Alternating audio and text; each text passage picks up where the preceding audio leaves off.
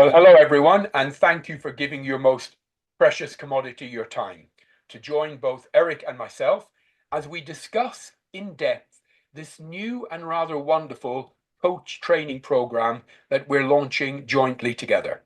It's called Relationship Coach Training, and it will take an individual and qualify them as an international relationship coach. So, without further ado, let me introduce my friend, my colleague, our guru, our trainer, our teacher from sunny San Francisco, Dr. Eric Maisel. Hello, Eric. Sunny and San Francisco do not go together. That was a category mistake or something. Maybe not this time of year. So, Yeah, hardly ever. hardly Good ever. to see you, Gerard. Lovely to see you, my friend. So, this program, which we're both very excited about, relationship coach training. Can you tell me a little bit about the background to this particular program? Sure, let me go all the way back to when I was 5 or 6. That should take us back far enough.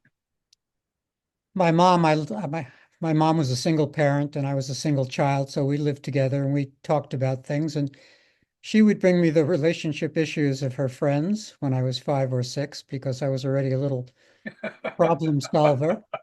And I remember one issue she brought me, there was a couple where the wife wanted the window shut at night and the guy wanted air. And the wife didn't want mosquitoes coming in, and the guy wanted air. And so Yeah, they were squabbling about this. And my one word response was screens. They should yeah, get screens. So back then, or all through my life, I think I thought of relationships as problems to be solved. That was always of interest to me. Nothing more fascinating than human beings, and nothing more fascinating than human beings in relationship to one another. So, although I started out in math and science as a young person. I thought I was going to be a physicist, then moved over to philosophy, then moved over to writing fiction, et cetera, et cetera. But a point came my late 20s, early 30s, where I became a California licensed marriage and family therapist. I was interested in relationship issues to the extent of going all the way to getting licensed and doing the 3,000 hours of practice that come with licensing and all of that. But I didn't believe in the mental disorder model after a while, so I moved from being a therapist and, so to speak, diagnosing and treating mental disorders to coaching, which was new back then, 35 or 40 years ago. Coaching was a new thing. And so I moved from therapy to coaching, and I focused on the issues of artists. And I've been doing that for the last 35 years, working with creative folks. And that's why we have a creativity coach certificate program together also, because that's of interest to me. And in those days, way back when, I would have artist couples in the room. And there's nothing harder than having two artists in the room, not because they are particularly difficult human beings, but because their issues are so intractable. Who's gonna work the terrible day job? One wants to audition, the other wants to practice her violin. Who's supposed to go out and wait tables? And these are really intractable problems in human affairs where both people have a love, a passion, meaning in doing something, and they're not, and society is not really allowing them to do it because for all the reasons, competition and what have you. So I've been interested in the relationship issues of artists for all these many years, 30 to 40 years. And then in having all kinds of clients of all sorts, after a while, you end up with every sort of client with every sort of issue. There was no client who didn't have relationship issues, mm, just zero clients with no relationship issues. Whether it was with an aging parent or an authoritarian parent who's they still were living with, or whether it was with their husband or wife or their own kids, parenting issues, or for my artist clients with their peers, jealousy issues, envy issues, somebody making it and them not making it, tons of relationship issues. So over these many years, it's become clear to me that in addition to whatever else is bothering us in life, or in addition to whatever else in life we have to figure out how to relate. And there are no blueprints, no instructions. We learn it the hard way. It does not matter what your mom tells you at 13, you're still going to do it your own hard way and make your own mess and have your own first divorce and all of those things. Those are all in the cards for you. So that's the sort of long-winded story of how we arrived at this place of creating a relationship coach program that parlays all of my experience from all of these many years and all of your majestic resources that you bring to the table. And so we hope people will look into it and enjoy the program. Well, I'm sure they will, very much, actually, very much. So the next question is an obvious one. What will people actually learn during this program? Well, it's set up as a 26-week program with 10 important issues, including how to work with singles. And I know you, Gerard, were amazed when I presented you with the number of how many people are single and even the number of people who intend to remain single. These are huge numbers. So you will learn to work with singles. You will learn to work with couples, although you won't typically have couples in the room. Therapists often have couples in the room. Coaches don't have both people. They have one client, but that client is working on their couples issues. Mhm. And so you'll learn how to do that. You'll learn about family dynamics and all the intricacies of working with families and the issues in families.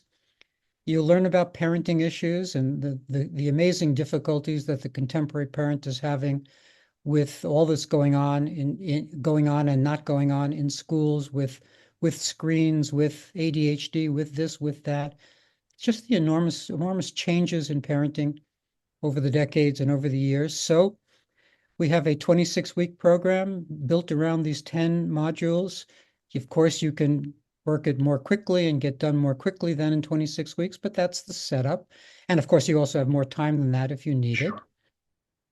And in addition to lessons and webinars and all of the resources that you'll get from Noble Manhattan, we also have a couple of interesting other things, which are time set aside to work with clients. We have actually designated time, like a whole week's set aside because there's no learning like actually working with clients.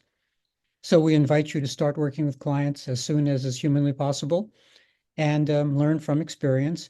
And then there's also a journaling component because we want you to get more self-aware and reflect on the issues that we're chatting about in the program. So there are two journaling texts. One has to do with how to become a great coach, meaning how to have a successful coaching practice. Mhm. And the other is very interesting. It presents the idea of Zen principles as they relate to relationships, which is just one lens through which to see relationships, but an interesting lens. And I think that folks in the program will find this an interesting, maybe sideline or just something that will spur their imagination.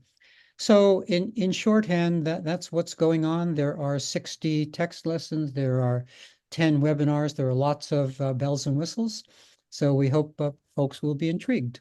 Yeah, and there's also an ongoing study buddy uh, situation where all the coaches or student coaches will be partnered up together in small groups, and every week they will meet and do practice coaching, and then they'll journal on that, and they will reflect on that and critique and advise each other, which is a very, I think everyone loves the study buddy part of the group. They I've do. been hearing that too. Folks in our other certificate programs who let me know what's going on are telling me how much they love the study buddy feature of the program. Excellent. So the obvious one is when someone finishes, they complete this program, what either knowledge or skills or ability will they have? Well, the main ones are the obvious ones. That is that you'll have a better understanding of the challenges that human beings face when they try to relate. That's sort of the top line headline is what are the problems that people face? And then obviously tons of tactics and strategies for working with clients to improve their relationships. Most specifically, or more specifically, there are probably two or three or four major areas that relationship coaches typically work, and that is they help their clients improve their communication skills. Those are typically difficult. That is, people usually find it hard to communicate in relationships. often because they're afraid of saying what's really on their mind, afraid of ruining the relationship, afraid of the other person storming out of the room if they say what's really on their mind. So communication skills is probably a top three thing that they will learn. They will help, they will learn how to help clients set effective and strong boundaries, how to protect their own space and life so that the person that they're with doesn't intrude upon that. I think a number two big deal item that folks will learn the idea of boundaries and what makes for effective boundaries and how to set those boundaries and why the whole subject of boundaries is so important. And then third of the maybe top three skills, they will learn conflict resolution skills. They'll learn how to help clients negotiate the conflicts that they experience with other human beings, how to forestall conflicts, how to nip conflicts in the bud, and how to negotiate, how to come out the other side of a conflict so that you're not holding too big a grudge. Most people are holding some grudges, some resentment, some disappointments. Our hope is to be of such use that those grudges and disappointments are reduced to the very barest minimum. Well, that would be very helpful. Um, I don't know if you're aware, there's an organization called PwC, PricewaterhouseCoopers. They do a huge worldwide annual survey on the world of coaching, have done for quite a few years, and we subscribe to it. We read it when it comes out. And I've noticed, surprisingly, I have to say, I've noticed that increasingly companies, organizations are bringing in relationship coaches. Why do you think that is?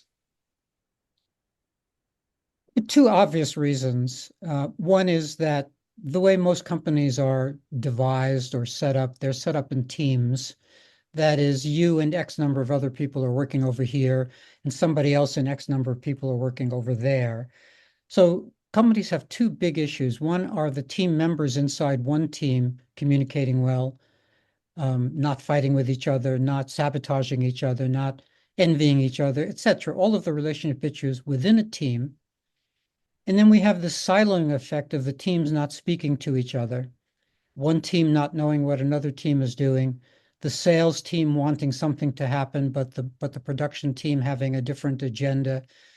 So there are those two big issues of teammates inside a team not relating well and teams as a whole not relating well. And companies are just understanding the extent to which when that happens, when all of those relationship issues are going on inside teams and among teams, just how poorly the business runs. And so they can produce the best product in the world, but if it doesn't actually roll out, or if the advertising people won't talk to the marketing people or this or that, then having the best product in the world, the most innovative product in the world is not going to be enough. You're not going to have a great launch if people are not communicating well and not relating well. So this program will also give people the skills to then go and do group work as well. It'll give them the skills to work inside business. There are scenarios, literal scenarios of how to work inside business, how to run workshops inside business, and also how to run groups. And I think it's obvious if you stop to think for a second why this particular kind of coaching, relationship coaching, should be so well suited to working with groups. So you imagine, just to take one example, if you if you entice a certain number of people who are experiencing dating anxiety into a group, that's the best place for them to deal with dating anxiety is in a group setting Mhm. where they can work in dyads and work on presenting themselves and do speed dating inside the group and what have you. It's just the very best. Relationships are best suited for working in groups. So while you no doubt will want to have your individual practice and work with individual clients, if you want to run workshops, run classes, run retreats, set something up in Paris or Hawaii or what have you, being a relationship coach is a perfect kind of coach to do that kind of work. That's interesting. That's very interesting. Now, you and I have both been in the coaching space for many, many years. We both keep our eye on what's happening within the market, trends, and so on. To your actual knowledge, is there anything quite like this out there at the moment? I don't think so. I think for a couple of reasons. A, I bring my experience, which is different from everybody else's, and you bring Noble Manhattan's resources, which is different from everybody else's. So just at that level. But I think also because we, both of us, understand that without the psychological components of life and without the existential components of life, we're really not talking about human beings. And so this is not just skill-based. Lots of programs talk about communication skills or boundary setting or conflict resolution, the same sorts of things we're talking about. But I think we bring that additional element of existential awareness, how meaning works, how purpose works, how a relationship can't really work if one person's after one kind of purpose and another person's after a different kind of purpose. I just think we bring our subtleties and I would say better understanding of human affairs to this program than a lot of other programs have. Great, thank you. And looking at the world, looking at the market in general, and I know the answer to this question, but I have to ask it. How how big is the market for people who do this course, then going out looking to source clients? The fun way to say it is everybody needs it, Yeah, but let's be a little more specific. So we're looking at a certain number of epidemics, to use that word loosely. We're looking at a depression epidemic, people in despair, a lot of people in despair. Hundreds of millions of people, according to the World Health Organization, would meet the criteria for clinical depression. Looking at anxiety epidemics, people just for obvious reasons about state of the world and state of politics and state of this and state of that, anxious about things. And there's also increased social anxiety, I think, with people having to be on Zoom calls more often and just doing things in other ways. There's lots of social anxiety. So there's an anxiety epidemic, there's a depression epidemic, there's a loneliness epidemic. Everybody knows this. Everybody's writing about how lonely people are. They may have 100,000 Facebook friends, but no friend. They don't have a single friend. And so that's not working for human beings. Being on social media and all of this is not a way to have human interactions. So there's all of that. And then there's now many hundreds of years of a tradition that has led us to a certain place. There was a romantic tradition. The troubadours used to sing about true love and how you found your soulmate, and that was that. But that ran its course. And once you provided people with the opportunity to divorce, they did. As soon as you gave them that opportunity, no fault divorce, they did, to the extent of 50% for first marriages and higher percentages for second and third marriages. You would think that people would have, quote, learned something, but actually it's more like 60 and 70% divorce rate for second and third and fourth and fifth marriages. wow. It gets worse. So this is the way to think about why there are so many clients. That is, there are all of these epidemics going on, epidemics of divorce and loneliness and depression and anxiety. These are all human beings facing relationship issues. The relationship issue might be called loneliness, or it might be called getting ready for divorce, or it might be called despair. But everybody out there needs a relationship coach. And any relationship coach could target a particular audience or a particular issue, whether it's loneliness or dating anxiety or pre-divorce or post-divorce, whatever it is. There are just tons of opportunities out there for an entrepreneurial relationship coach to make his or her mark. Fantastic. And well, thank you for your time, Eric. And for all those of you watching, listening, if you are interested, then on this website, you can there's the ability for you to email us with any question at all that you have. We have teams all over the world in multiple languages. And also on this website, there is the ability to apply for a scholarship. And we have always, throughout our history, offered all of our students everywhere in the world the opportunity to apply for a partial scholarship. So it makes sense to do that. Eric, thank you for your time, and thank all of those of you for watching and listening today. And hopefully we'll get to meet you on this program and get to know you very well. Take care, all of you. Bye-bye.